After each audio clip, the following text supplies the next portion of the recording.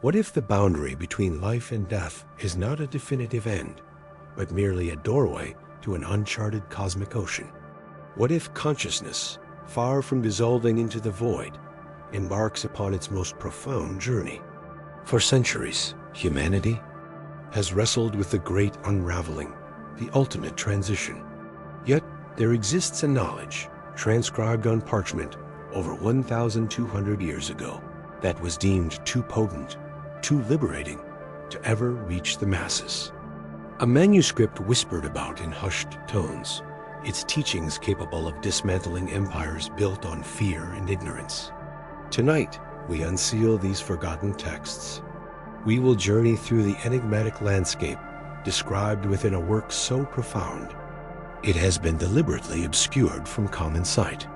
Prepare to confront not just the mysteries of the afterlife, but the very architecture of your own consciousness. We're not just talking about a theoretical beyond. We're talking about a precise, step-by-step navigation through the 49 days that follow the final breath. A crucible, a test, a luminous passage to either ultimate liberation or the perpetuation of the cycle. If the echoes of ancient wisdom call to you, if you hunger for a truth that reshapes reality, then step closer.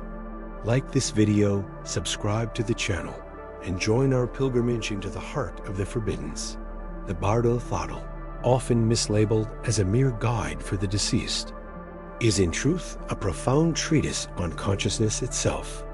It is one of the most potent of the Forbidden's texts, guarded for centuries within the secluded monasteries of Tibet, its very existence a challenge to conventional thought.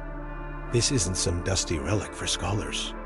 It is a living manual, an act of radical ancestral wisdom, an echo from a time when the veil between worlds was far thinner. Its teachings plunge into the hidden mysteries of the mind stream, charting the precise currents of thought and emotion that persist beyond the final breath. What if this ancient wisdom isn't just about dying, but about living with profound intentionality?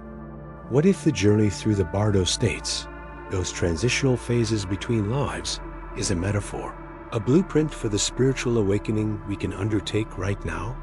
The text speaks of luminous visions, of wrathful deities and blissful Buddhas, not as external entities, but as projections of our own accumulated karma and understanding. It's a call to inner alchemy, a transformation of fear into understanding, of illusion into spiritual enlightenment. It postulates that our awareness, fueled by a mysterious cosmic energy, navigates these landscapes, choosing its next destination. But to navigate them effectively in death, one must first master them in life. This isn't merely a map of the afterlife.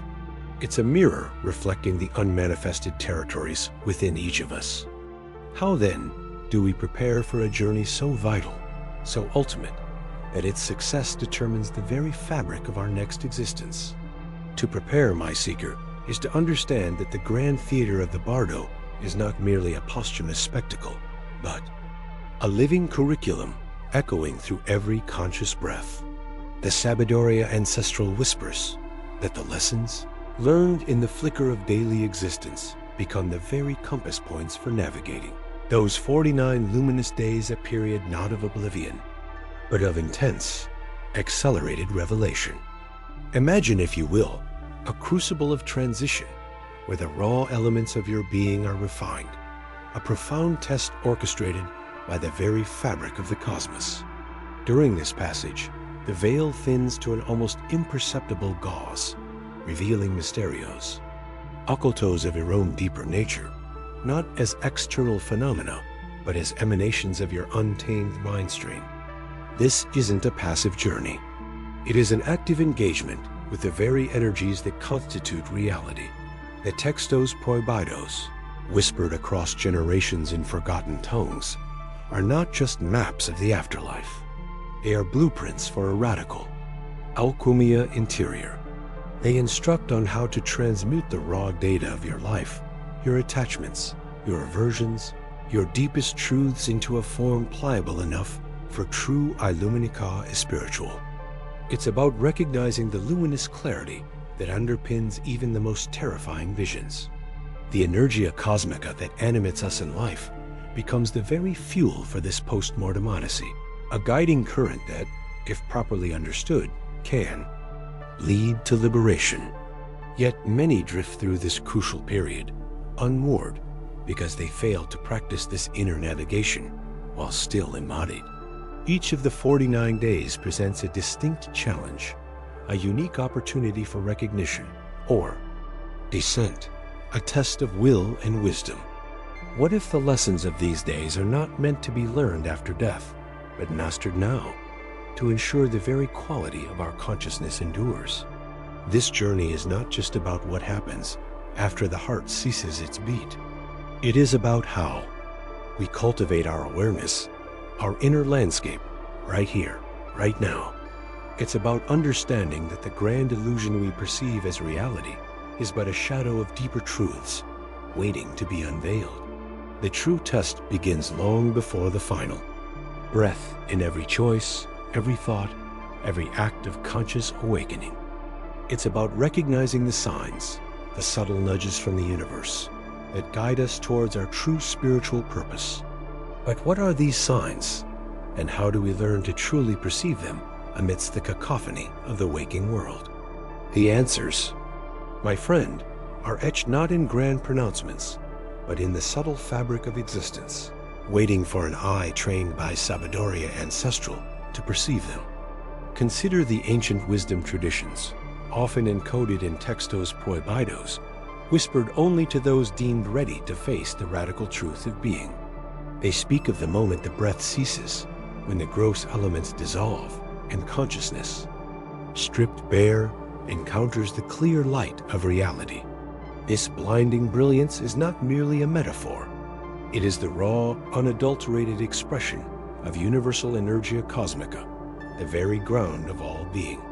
For many, it is too intense, too overwhelming, and they recoil, drawn back by the gravitational pull of unfulfilled desires and attachments. They miss the singular opportunity for Illumina Ka spiritual, for merging with the vastness. The mysterios occultos lie not in what this light is, but in why so few recognize it.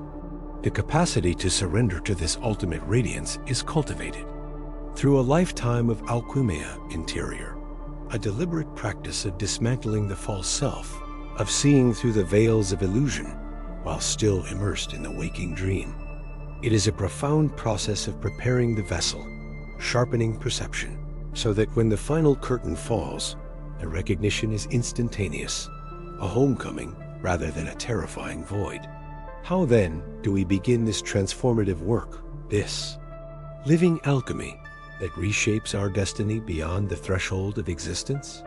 The key, my friend, lies in understanding the very architecture of fear itself, for it is the master craftsman of these intricate illusions. Imagine a mind accustomed to the tangible, suddenly confronted with the boundless void, the pure expanse of energia cosmica. Its immediate reflex is to project to weave familiar tapestries of sights, sounds, and loved ones. This isn't malice, it's a desperate attempt to cling to the known, a self-imposed prison of comfort, born from the deepest anxieties of the ego. The textos prohibidos, those arcane scrolls of Sabiduria Ancestral, often describe these mental constructs as deceptive deities or comforting heavens, bespoke traps tailored to the individual's deepest attachments. They are the final veils before.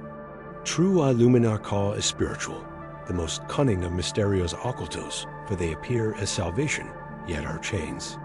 This alchemia interior, this transformative work demands we recognize these projections for what they are: phantom limbs of a dying ego. It asks us to cultivate a radical non-attachment, not to dismiss love, but to transcend the fear of its absence. For only when the mind ceases its frantic weaving of false realities can the soul truly ascend, unobstructed by its own creations. But what happens when these illusions become so compelling, so intricately woven that they are indistinguishable from reality itself? This is the ultimate test, the final crucible of the bardo, the Sabiduria Ancestral whispered through generations.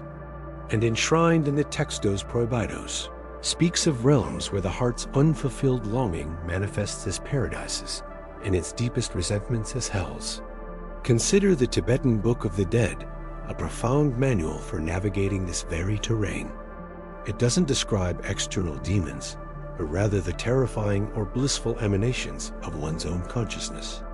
Here your unaddressed fears, your suppressed desires, your very definition of self coagulate into landscapes and beings as solid as the earth beneath your feet. This isn't just about belief, it's about the very fabric of being shaped by the residue of a lifetime. The soul unprepared might mistake a phantom lover for true union or a shimmering oasis for salvation, further entangling itself in a web of its own making.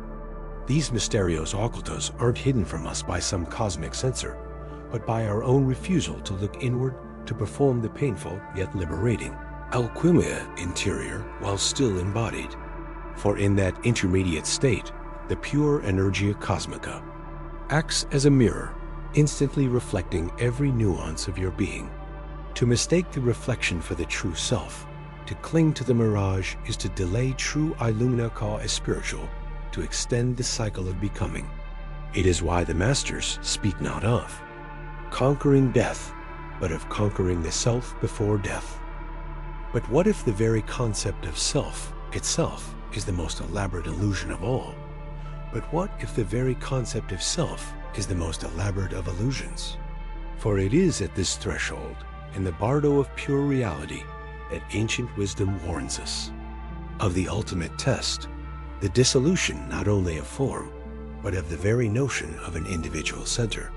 The hidden mysteries, veiled in forbidden texts from traditions as diverse as Tibetan Dzogchen and Egyptian Hermetic teachings, speak of a mirror without reflection, a zero point where cosmic energy reveals itself in its most naked essence. There is no attachment possible here, for everything you thought you were dissolves into particles of light, a return to the vast ocean from which consciousness emerged. Inner alchemy, practiced in life, is the only map to this territory. It prepares us not to retreat from the emptiness that is plenitude, not to confuse nothingness with annihilation. Many are lost here, in the vertigo of non-existence, clinging to remnants of past identities, creating new veils of illusion. But those who embrace dissolution find true spiritual enlightenment, liberation from all bondage. It is time to recognize the landscape of the mind as an empty projection, a canvas on which the universe paints its transitory forms. However, this surrender is not the end, but a portal. For what remains when the self fades away?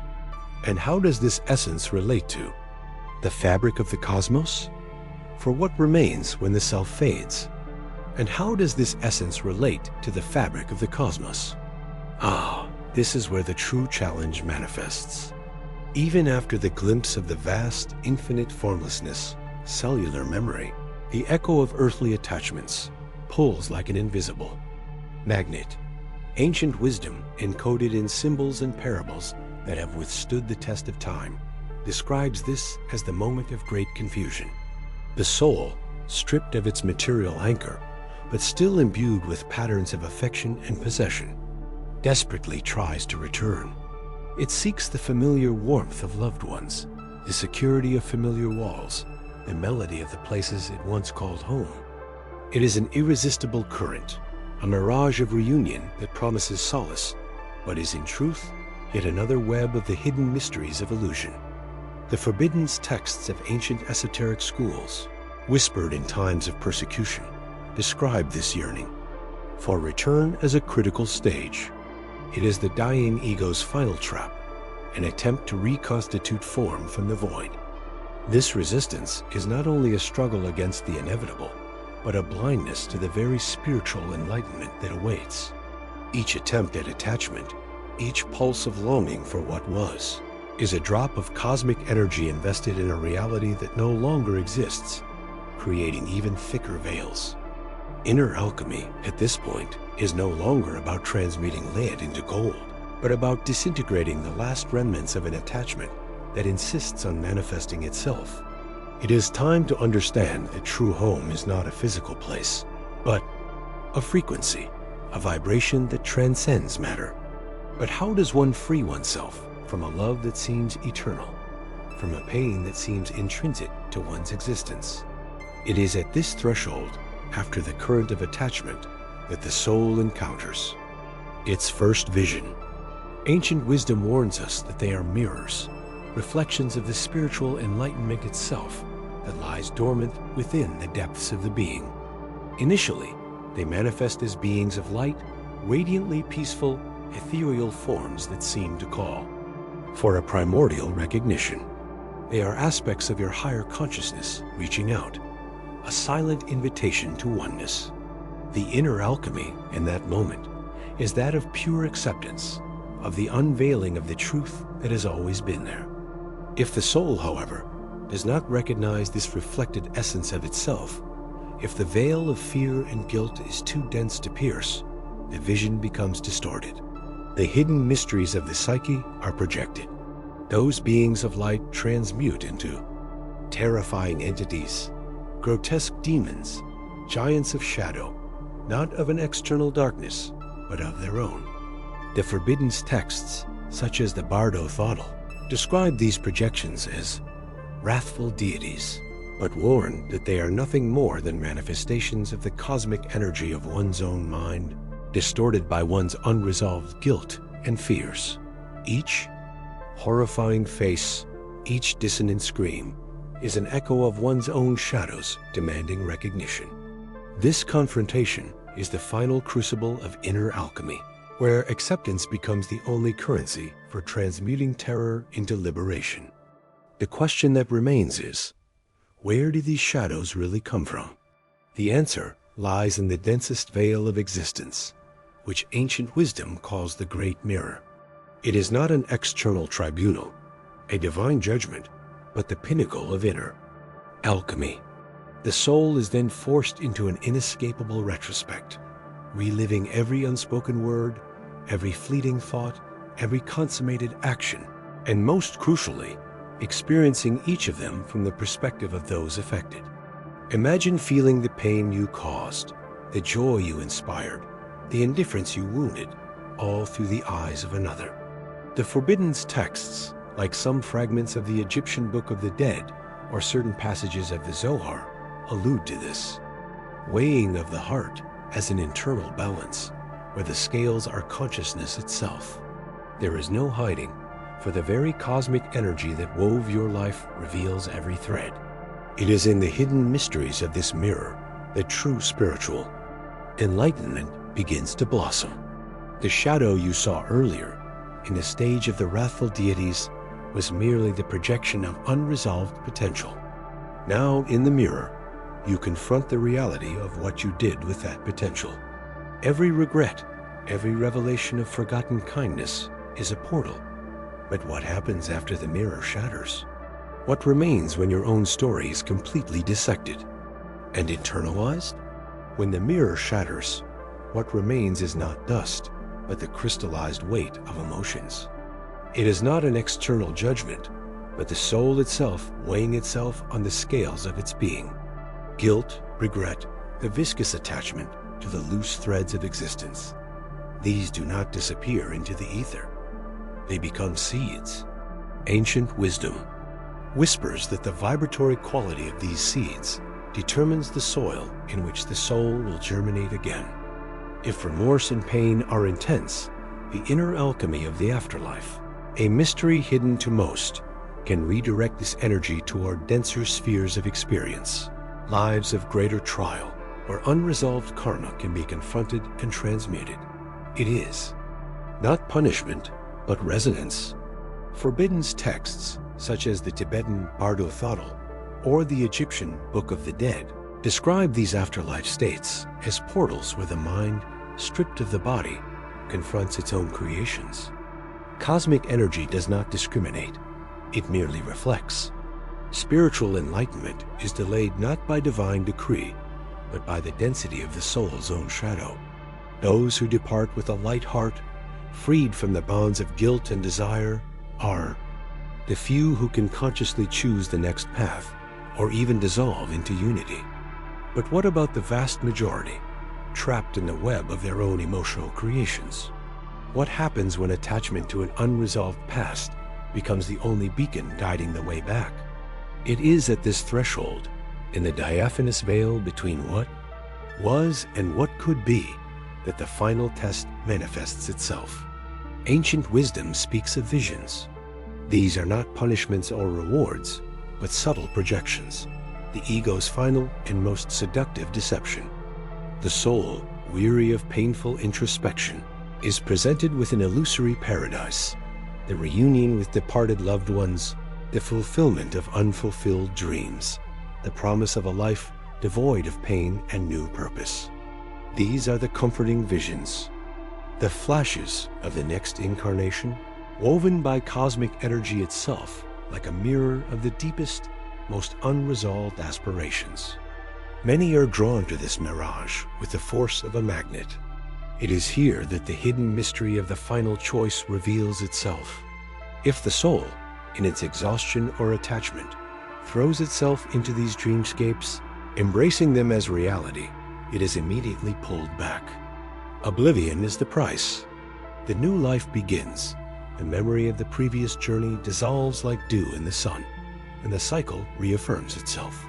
It is immediate reincarnation, a plunge into the river of oblivion, driven by the desire for solace. But what if there is the rare clarity, the inner alchemy that allows the soul to discern illusion? What if, even before the most beautiful of veils, it recognizes the trap of attachment? The forbidden texts again echo, "Do not cling to the light of form, for it is but a reflection." Spiritual enlightenment, at this point, is not the search for an external light, but the recognition that true light resides within consciousness itself, detached even from the vision of its own paradise. But why would such discernment, such purity of vision, be considered forbidden knowledge? Ancient wisdom has always known that the greatest power lies not in brute force, but in controlling the narrative, in shaping perception. And this knowledge, that of a soul capable of rejecting even the most beautiful of veils, represented a fissure in the very fabric of controlled reality. The forbidden texts were not burned or hidden by chance. They held the key to the inner alchemy that would dismantle not only personal prisons, but also the structures that feed on our incessant recycling. Imagine the guardians of old paradigms, those who benefit from the collective unconsciousness, from cosmic energy being channeled to sustain their illusory empires. A truly liberated soul, one who has achieved spiritual enlightenment by transcending the cycle of attachment, becomes an anomaly, a beacon of freedom that threatens the established order. The hidden mysteries were sealed precisely so that most would never know that the exit door was not death, but detached awareness. What if the purpose of this entire cycle of rebirth is not merely karma, but the maintenance of a vast energy field sustained by our experiences? What if the true transgression is not sin, but complete awakening? What then awaits the soul that chooses not to follow any of the known paths, that neither clings to the light nor surrenders to the darkness, but simply is? The very threat of a post-mortem judgment, of eternal damnation, or of an endless purgatory was the mortar that built the cathedrals of power, the palaces of dogma. Ancient wisdom, contained in the hidden mysteries, has always whispered that destiny is not a divine sentence cast from a distant throne, but an intricate tapestry woven with every conscious breath, with every choice. If ultimate responsibility resides in the soul, and not in an external god or an earthly mediator, then the hierarchical structure that promises salvation or damnation crumbles like a sandcastle in the tide of truth. The fear of the unknown, the dread of non-existence, the hope of a paradise conditioned by dogma, these are the chains that have bound the collective consciousness for ages. Those who arrogated to themselves the right to interpret divine will transform spiritual enlightenment into a privilege for the few, rather than an innate right for all. keeping the flock within the bounds of the visible, the permitted. The forbidden texts, those that spoke of inner alchemy as the true transmutation of the lead of ignorance into the gold of perception, were a direct threat to this monopoly of truth. For if each being is a direct channel for cosmic energy, capable of shaping their own reality without intermediaries, what then would be the purpose of the great institutions that promise the bridge? True autonomy of the soul is not just a philosophical rebellion. It is a seismic collapse of the system. But if this freedom is so potent, if truth has always been within our reach, why does the soul, even faced with the whisper of the mysteries, hesitate to break its own self-imposed chains? Or does the system of control operate in even more subtle ways, even within us, disguised as virtue or common sense? But what if science itself, the bastion of rationality, now whispers truths that echo ancient wisdom? We are witnessing a confluence where the mystical and the empirical fade. Near-death experiences, documented phenomena, show individuals with unparalleled lucidity, even with brain inactivity, floating outside the body. How can consciousness persist beyond physical limits? This is a gateway to hidden mysteries. And quantum physics, with its strange laws, challenges our perception of solid reality. The observation that affects the outcome non-locality suggests that consciousness is not a mere cerebral epiphenomenon, but a fundamental element of cosmic energy, capable of interacting with and shaping reality, as inner alchemy has always postulated. The forbidden texts, once myths, anticipate principles that science is only now unraveling. If matter is less solid and consciousness more fundamental, spiritual enlightenment ceases to be an abstraction and becomes a palpable possibility, a state of coherence with the cosmic fabric. The external validation of science, even in its infancy, urges our inner search.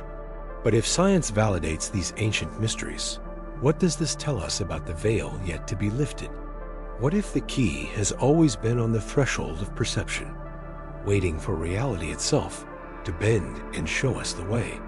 But what if the key has always been on the threshold of perception, waiting for reality itself to bend and show us the way? The crucial question, then, is not the existence of these hidden mysteries, but why we remain blind to them. Society, in its subtle architecture, erects a dense veil. It imprisons us in a gilded captivity of immediate gratification, constant noise, and an incessant search for possessions and external validation. It is an orchestrated distraction, a web of illusions woven to keep us asleep to the deepest truth of existence, finitude and the transition of death. This inner alchemy, the transmutation of fear into understanding, is impeded by an overdose of stimuli, by consumerism that promises us fulfillment with each new acquisition, but which, deep down, only perpetuates an existential void.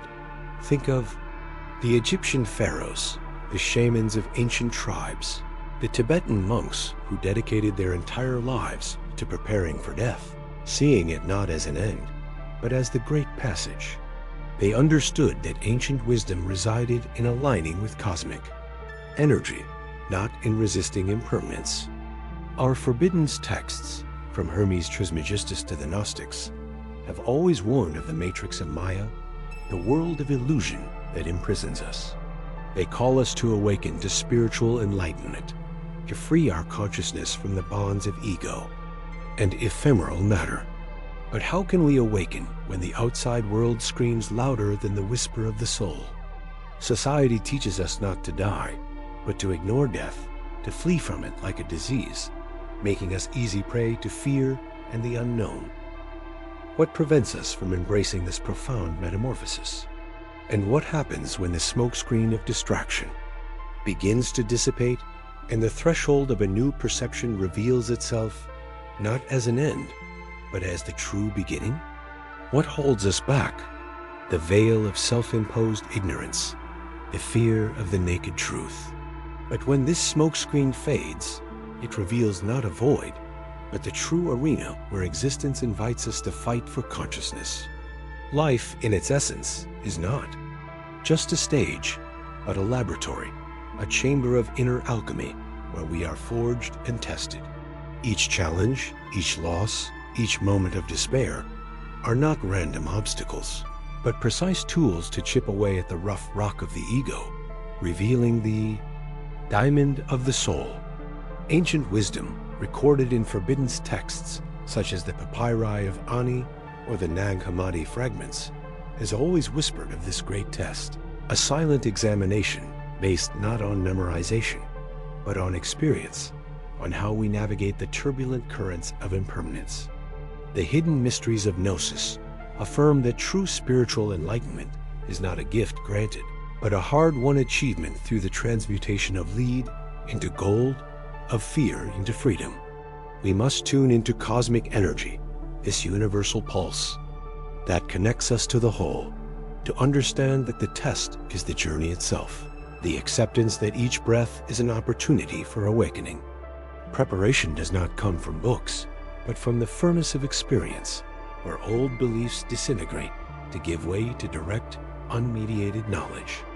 But what does it truly mean to pass this test? And how deep is the abyss that separates us from the true perception of our own eternity?